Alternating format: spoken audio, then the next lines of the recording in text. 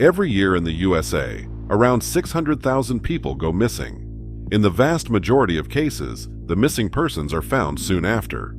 Often, family members mistakenly report people as missing. Some disappear voluntarily, wishing to start a new life, and among these are even quite famous individuals. Among the missing, there are a considerable number of teenagers who run away from home for one reason or another and soon return. However, this doesn't always happen. There are those whose lives after disappearing take a completely different turn and lead to extremely tragic consequences. This video will be about one such case. Only after 12 years, thanks to volunteers and amateur detectives, was it possible to find out who Lavender Doe really was. Subscribe to this channel and don't forget to click the bell to get notifications about new videos. October 29, 2009, Texas, the town of Kilgore, which is located in two counties, Gregg and Rusk. Near the intersection of Fritz Swanson Road and Highway 31, two men went to an oil field to do some target shooting. Soon, a strange smell caught their attention. It seemed to them as if someone was cooking meat nearby, which was highly unusual for this area. They also thought the smell of burnt meat was mingled with the stench of burning material. The men set out to investigate and soon found a burning body. The police officers who arrived at the scene found a badly burned corpse lying on a pile of smoldering logs. An empty gasoline can was found nearby. Initially, due to the condition of the body, investigators couldn't even establish the gender and race of the deceased person. The law enforcement officers who found the body presumed it to be a teenager of about 13 years old. After a thorough examination of the remains, forensic experts determined that 98% of the body's surface was burned. It was established that the body belonged to a white or Latina girl aged between 17 and 25 years, weighing from 100 to 120 pounds, and standing between 5 feet 4 inches and 5 feet 6 inches tall. Her hair color was determined to be light blonde, or light red. The condition of her teeth was noted as excellent, which led to some media outlets soon referring to the deceased as the girl with the perfect smile. She also had a fairly rare characteristic. 2 of her milk teeth had remained into adulthood. The girl was dressed in slightly faded One Tough Babe jeans, possibly with brown-orange embroidery. Also, there were 2 $20 bills in the pocket. She wore a purple or pinkish lilac shirt and a medium-sized sweater. It was due to the color of the shirt that one user on an amateur detective site named her Lavender Doe. She was known by this name for a long 12 years. Due to the state of the remains, it was not possible to determine the cause of death, but it was presumed that the person did not die of natural causes, so a murder case was opened. Semen was also found in the body. It couldn't be stated for certain, but the police inclined towards the assumption that the girl had been raped before her death. The area where the body was found was sometimes referred to as the Field of Death by local residents. Suspicious people were often spotted nearby. The police checked all missing girls fitting the description from that region, but this didn't yield any success. Attempts were made to identify the unknown girl by comparing her dental records with those in the database, but all to no avail. As a result, investigators decided to invite facial reconstruction specialists to increase the chances of finding the girl's relatives. The first obtained image of the girl was a forensic sketch. A clay reconstruction was done based on it. It was after its publication in the media that a new turn of events occurred in the case. A woman contacted the police, recognizing her daughter in the reconstruction. Brandy Wells was 23 years old. She intended to become a teacher, for which she moved to Brownsboro and studied at Trinity Valley Community College, but she often visited her mother, who lived in Tyler. This happened on August 2, 2006. She came over, changed her clothes, and said she was going to the club with friends. I thought she meant the Electric Cowboy bar down the street, close to home, her mother Ellen Tant recalled. The woman thought that on the eve of a new academic semester, full of classes and homework, her daughter wanted to spend more time with friends. But when Brandy didn't return home the next day, the woman had no choice but to call the police. When she told the officer that her daughter had gone to the Electric Cowboy Club, her younger daughter, who heard this, objected. Before leaving, her sister had told her that she was planning to spend the evening at the Graham Central Station Bar in Longview, which is 37 miles from Tyler. Local police took on the investigation and soon found out that the girl entered the Graham Central Station Bar at 10:36 p.m. There, she tried to borrow a few dollars for gas because she had lost her way driving to the club and was worried she wouldn't have enough fuel to get back. After spending a little less than 2 hours in the bar, at 12:29 a.m., the girl left, followed by a man in a white cowboy hat. It's not known for certain if they were together, but it's quite possible. After that, none of her relatives saw her again. The next day, an abandoned car was found on the shoulder of the I-20 interstate highway, not far from Farm to Market Road 2087, between Longview and Kilgore, where Lavender Doe's body was found. Only a few days later, the police identified that the car belonged to Brandy Wells. A gas can that didn't belong to the owner was found in the car. The driver's seat was pushed back further than Brandy usually had it, as if a taller person had been behind the wheel. The only thing missing was the girl's mobile phone. However, her ex-boyfriend's phone was in the car. Approximately a week after Brandy disappeared, her phone number was used several times, with calls being made one after another, each lasting 2 to 3 minutes. Initially, during the investigation into the girl's disappearance, investigators had 3 suspects. Each agreed to undergo a polygraph test. It is known that one of them failed the test. The identities of these people have not been disclosed for the sake of the investigation. It is also unknown whether the police were able to identify and question the man in the cowboy hat who left the bar with Brandy. The girl matched the description, and Ellen Tant recognized her daughter in the resulting reconstruction. Along with this, the region of disappearance was suitable. Thus, too much pointed to the fact that the charred body of the so-called Lavender Doe could belong to Brandy Wells. However, a comparison of the DNA profiles of the girls did not establish a link between these cases, thus giving Ellen Tant hope to find Brandy alive. She is still trying to find her daughter. I constantly hear her saying to me, "Mom, I'm waiting for you. Come get me. Help me." I hear this all the time. It's always in my heart, the fact that she needs my help. But I don't know how to help her, what to do.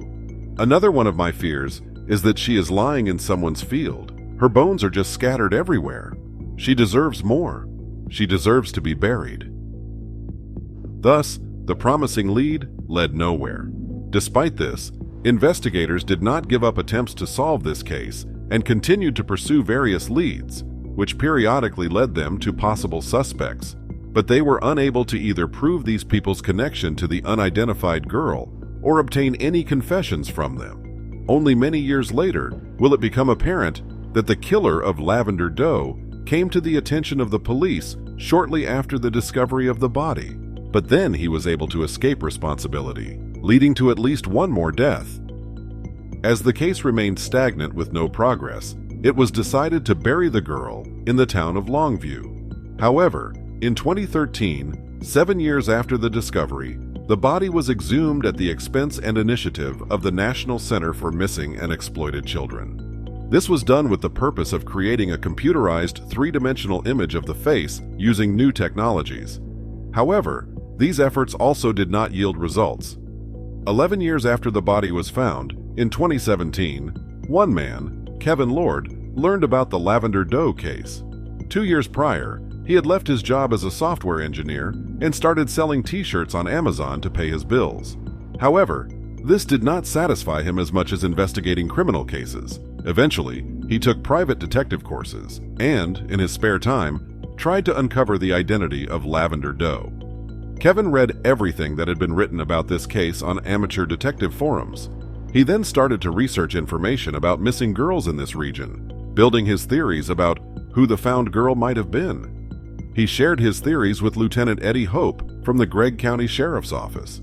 Hope, who was 5 years away from retirement, warned Lord right away that this case would completely consume him. And so it did. As an internship, which was required to obtain a private detective license, Kevin decided to take the information he had collected about Lavender Doe to the DNA Doe project. He didn't know it yet, but from this point on, the case received a long-awaited impetus and was soon to be solved. The nonprofit organization DNA Doe Project was established in 2017 and is entirely composed of volunteers, including about 60 experienced genetic genealogists. The organization specializes in identifying individuals who couldn't be recognized through other methods. Standard DNA analysis usually examines 13 to 20 markers in the genome, while the method used for searching for victims' relatives analyzes various types of markers, ranging from 600 to 700. This allows the identification of even very distant relatives when the match of DNA profiles is just 1%. At this organization, Kevin met Lori Goff, who had encyclopedic knowledge about crime history, and Missy Koski, who had been helping adopted children find their biological parents and spent 12 to 16 hours a day doing this work. Together, they enthusiastically took on the Lavender Doe case, raising $1,400 for research and garnering the support of various well-known laboratories. At the same time, there was a breakthrough in the case for law enforcement. DNA obtained from sperm found inside the charred body matched the profile of a previously convicted thief and rapist. The match turned out to be Joseph Wayne Burnett, who was 29 in 2006. By this time, he was well known to the police and had served 2 sentences for his crimes. In 1994, he was convicted for car burglary, and in 1996 for sexual assault. Moreover, it turned out that in 2007, he was suspected in the murder of an unidentified girl in Kilgore, but Burnett denied all allegations, and the investigators didn't have enough evidence to charge him. This led to new tragic events related to this criminal. By 2018, Joseph Burnett was living with 28-year-old Felicia Pearson. They moved around periodically, but nevertheless, Felicia maintained contact with her family. She was last seen on July 14th. On July 19th, Felicia's mother contacted the police regarding her daughter's disappearance. Felicia's body was found 5 days later, on July 24th, in the woods near Birdsong Street in Longview. The prime suspect was immediately identified as Burnett, who was arrested a month later in Upshur County, Texas, for failing to register as a sex offender in his new location. Shortly after his arrest on August 21, 2018, the killer not only confessed to murdering his girlfriend Felicia, but also revealed details about a 2006 murder of an unidentified woman in Kilgore. Burnett explained that 12 years earlier, in a Walmart supermarket parking lot, as he was heading towards his car, a girl approached him and offered to make purchases from a catalog. He declined, but she continued to insist, eventually allegedly suggesting that he get into his car if he would buy some underwear from the catalog. According to the criminal's version, soon after this, they became intimate, and he killed the girl because she tried to steal his money. He drove her body to the forest, and before setting it on fire, he put $40 in her pocket as payment for her work, as he said. However, the killer's confession did not shed light on the mystery of the girl's identity. All he could say about her was that her name was most likely Ashley. In reality, he was mistaken. At the same time, volunteers from the DNA Doe Project received the laboratory DNA data of Lavender Doe and, by entering it into the GEDmatch genealogical database, found many of her relatives. Investigators learned that the area where the body was found is part of the so-called Czech Belt, a region where Czech immigrants used to live in large numbers. A volunteer even found a baptismal record of distant relatives of the girl in Czech. As it turned out, one of her relatives lived just 30 miles away from where the body was found. The volunteers turned to Lieutenant Eddie Hope for help, who persuaded the woman to give a DNA sample to assist the investigation. It turned out that the deceased was the daughter of this woman's cousin, whose existence she didn't even suspect. As volunteers unraveled the tangle of family connections, they stumbled upon a certain Robin Vilma Dodd, who had died in 2006, just a month before the girl was killed in Kilgore. The woman has had problems with alcohol and the law throughout her life, and her last husband was Johnny Dodd, who later became homeless. So the parents of Dana Lynn Dodd were found. That was the real name of Lavender Doe. This was officially confirmed by comparing her DNA profile with that of her found half-sister, Amanda Gagg of Florida, who was Johnny Dodd's daughter by another marriage. Dana Dodd was born on September 6, 1985, and soon after her birth, her mother abandoned her.